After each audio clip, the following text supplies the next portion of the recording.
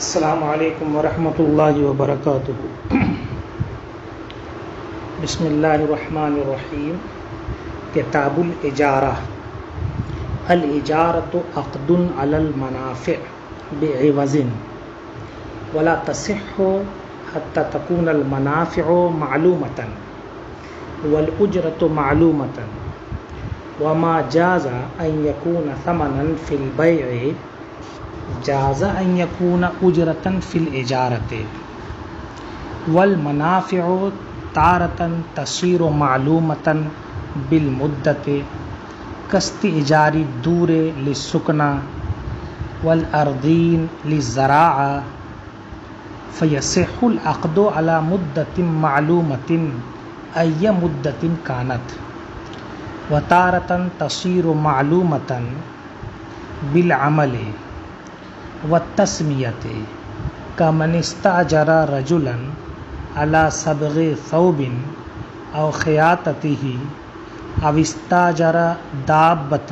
ليحمل عليها مقدارا معلوما إلى موضع معلوم أو يركبها مسافة سماها وتارة تصير معلومة بالتعيين والإشارة كمن استأجر رجلا لينقل له هذا الطعام إلى موضع معلوم ويجوز استئجار الدور والحوانيت للسكنى وإن لم يبين ما يعمل فيها وله أن يعمل كل شيء إلا الحداد والقصار والتحام۔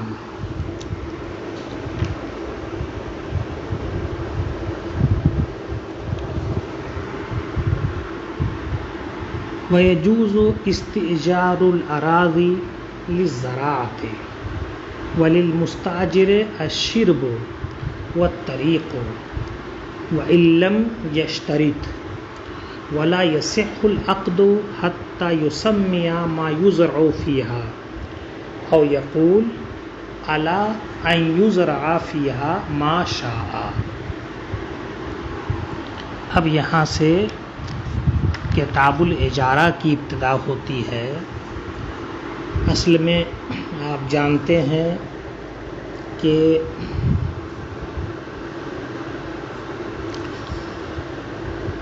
عقد کبھی اس طور پر ہوتا ہے کہ ایک طرف سامان ہوتا ہے اور ایک طرف ثمن ہوتا ہے، ایک طرف مال ہوتا ہے ایک طرف ثمن ہوتا ہے۔ یہ بیع کی صورتیں ہو گئیں اور اس کے ملاقات ہو گئی۔ اور کبھی اس طرف ہوتا ہے کہ ایک طرف ثمن ہوتا ہے، دام ہوتا ہے، اور دوسری طرف مال نہیں ہوتا، کوئی سامان نہیں ہوتا بلکہ منفعت ہوتی ہے۔ یہ اجارہ ہے۔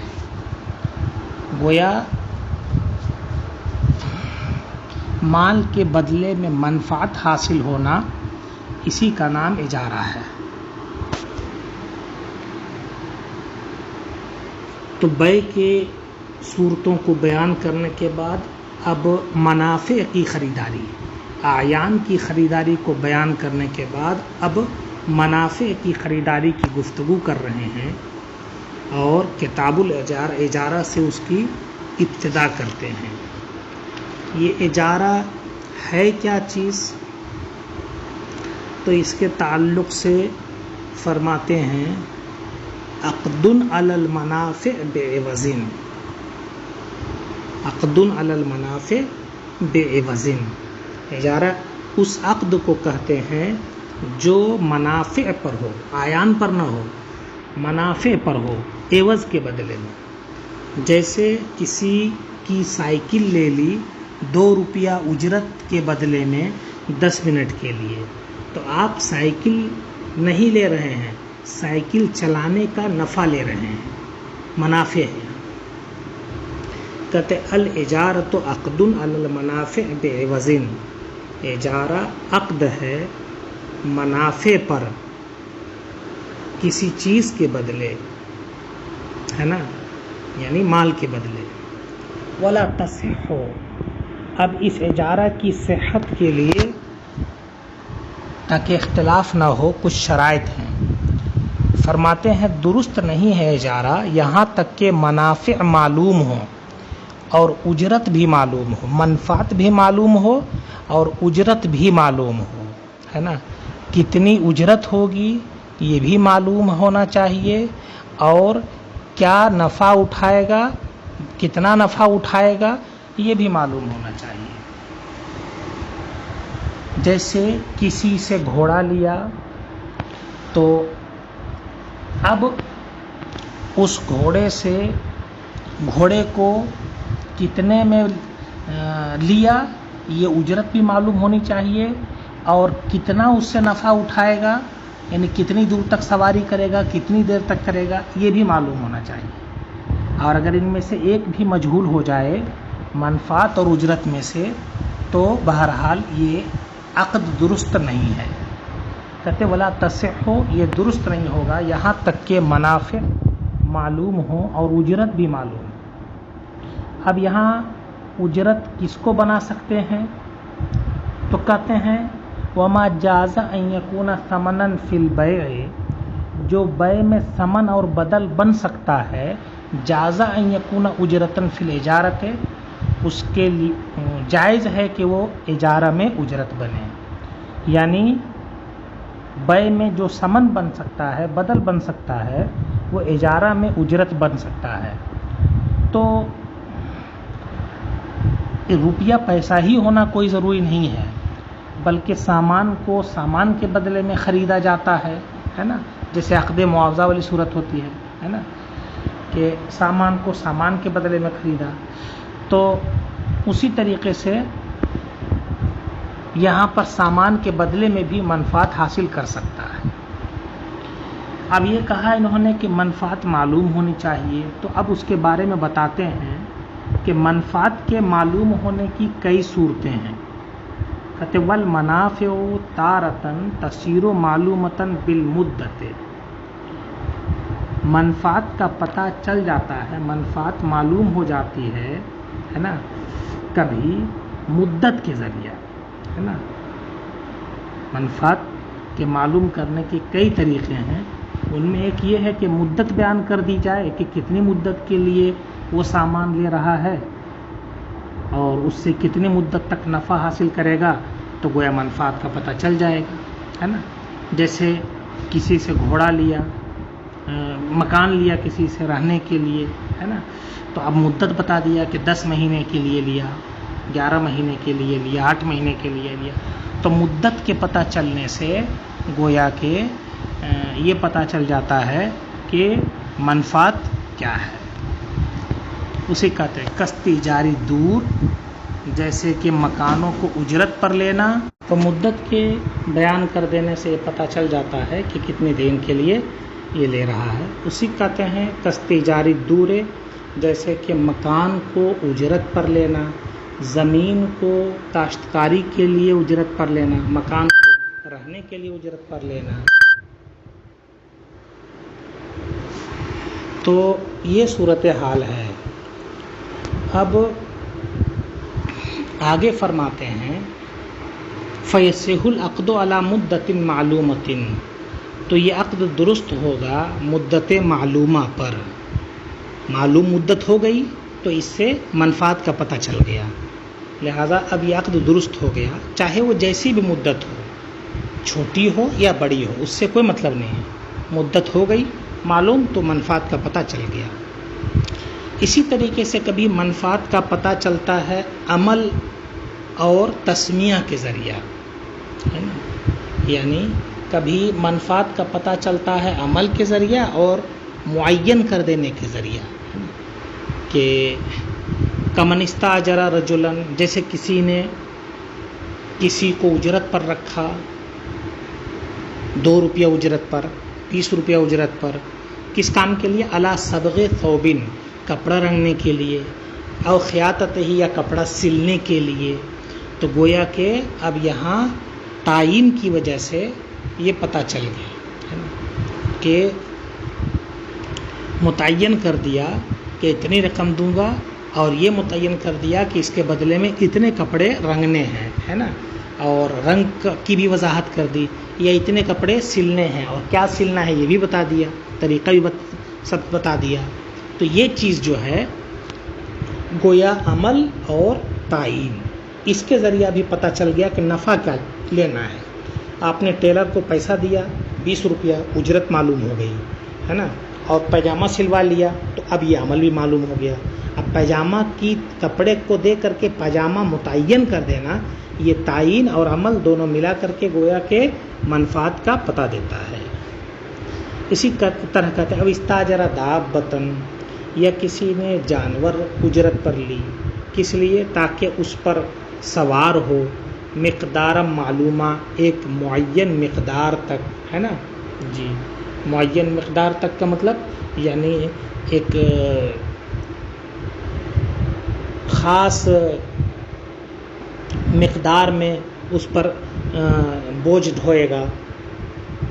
استاجر دابتن، چوپایا کرائے پر لیا تاکہ اس پر بوجھ لا دے گا، معین معلوم بوجھ، 100 کلو 50 کلو اس طریقے سے، اور کہاں تک؟ اذا موضع معلومہ، معلوم جگہ تک، کہ فلاں مقام پر لے کر کے جانا ہے، 5 کلومیٹر 2 کلومیٹر اس طریقے سے، ہے نا جی۔ یا پھر یہ ہے کہ کہہ دے سٹھیاؤں لے کے جانا ہے، یا پھر کہہ دے کہ قصبہ مبارکپور لے کے جانا ہے، اعظم گڑھ لے کے جانا ہے، جو بھی صورت ہو، تو یہ بتا دے کہ 50 کلو لے کے جانا ہے، اور یہ بتا دے کہ اعظم گڑھ لے کے جانا ہے، تو یہ دونوں چیزوں کی وجہ سے مقدار بھی معلوم ہو گئی اور جگہ کا بھی پتہ چل گیا، ہے نا۔ اسی طرح کا اور مثال ہے کہ سامان اس پر معین کتنا لا دے گا یہ بتا دیا، اور ساتھ ہی ساتھ جو ہے کتنی دور تک لے کر کے جائے گا یہ بتا دیا، ہے نا۔ اعظم گڑھ نہیں بتایا، 10 کلومیٹر بتا دیا، ہے نا، یہ بھی صورت ہے۔ یا پھر یہ ہے کہ سواری کے لیے کوئی جانور لیا اور اس پر خود سوار ہوگا، لیکن کتنی دور تک سوار ہوگا یہ بتا دیا کہ مجھے سوار ہو کر کے جانا ہے اس پر۔ او یرکبھا مسافتاً سماہا، یا اس پر سوار ہوگا، ہے نا، ایسی مسافت تک سماہا جس کا نام اس نے بتا دیا ہو، یعنی جس کو معین کر دیا ہو۔ تو یہ منفعت کے معلوم ہونے کی دوسری صورت ہوگی۔ ایک صورت منفعت کے معلوم ہونے کی اور ہے بالتعین والاشارہ، تعین کے ذریعہ کہ متعین کر دے اور اشارہ کر دے، ہے نا، معقود علیہ متعین کر دے اور اس کی طرف اشارہ بھی کر دے۔ کمن استاجر رجلا، ہے نا، منفعت کے معلوم ہونے کی صورت چل رہی ہے کہ منفعت کیسے متعین ہوگی، تو جس پر عقد ہوا ہے اس کی طرف اشارہ کر دے اور متعین کر دے۔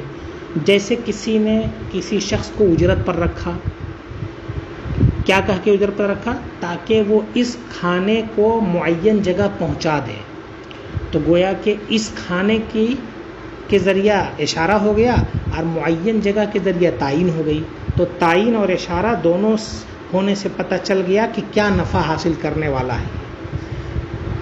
تو گویا منفعت حاصل کرنے کے 3 طریقے بتائے۔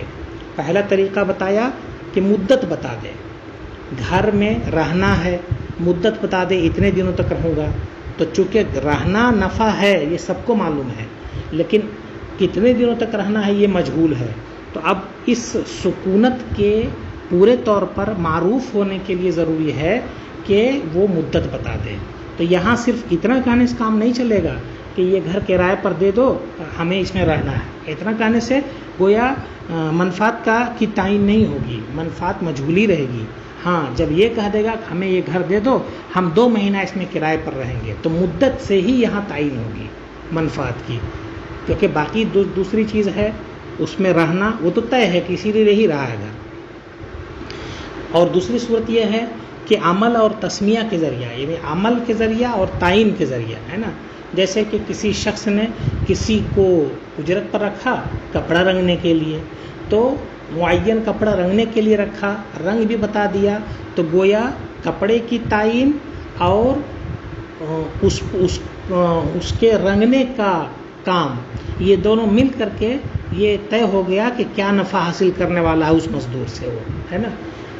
اچھا، اسی طرح اس کو سلنے کا معاملہ ہے، اسی طرح جانور کی سواری کا معاملہ ہے کہ جانور لیا کرائے پر اور یہ بتا دیا کہ اس پر 20 کلو لا دوں گا اور فلاں جگہ تک لے کر کے جاؤں گا یا اتنی دور تک لے کر کے جاؤں گا یا خود سوار ہوں گا، تو یہ منفعت کی تعین ہے نا. گویا منفعت یہاں اسی صورت میں واضح ہوگا. اب کسی نے جانور لے لیا اور یہ کہہ دیا کہ اس پر 20 کلو بوجھ لا دوں گا، تو اتنے کہنے سے کام نہیں چلے گا. ابھی منفعت واضح نہیں ہوئی، کیونکہ کتنی دور لے کر کے جائے گا یہ بھی بتانا ضروری ہے. اسی لیے کہہ رہے ہیں عمل کے ذریعہ بھی، تسمیہ کے ذریعے. تیسری صورت بتایا کہ اشارہ اور تعین ہونی چاہیے، تب منفعت کا پتہ چلے گا.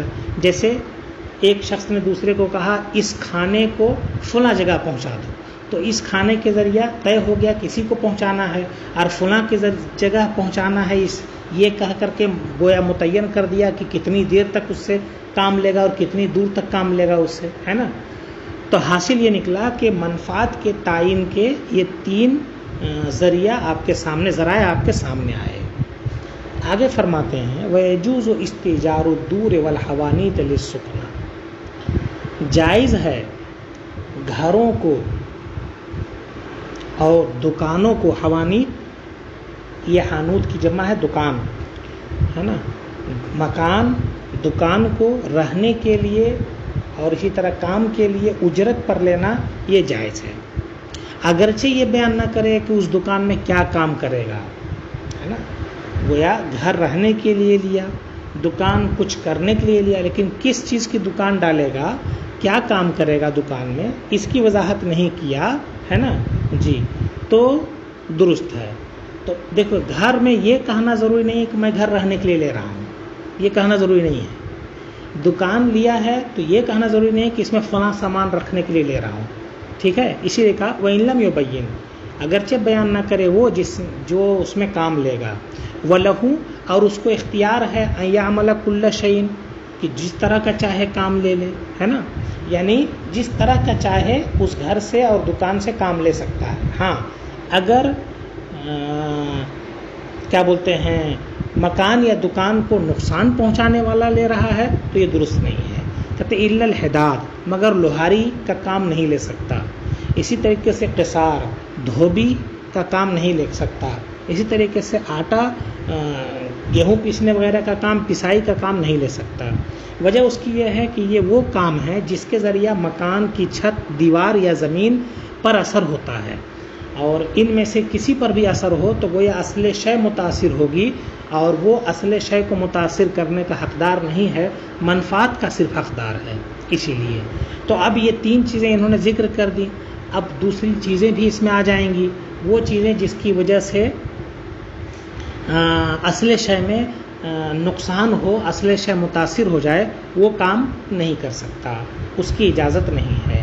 اچھا، اسی طریقے سے وہ اس میں تبدیلی بھی نہیں کر سکتا، ایسی تبدیلی جو بالکل اس کی حیثیت کو بدل دے.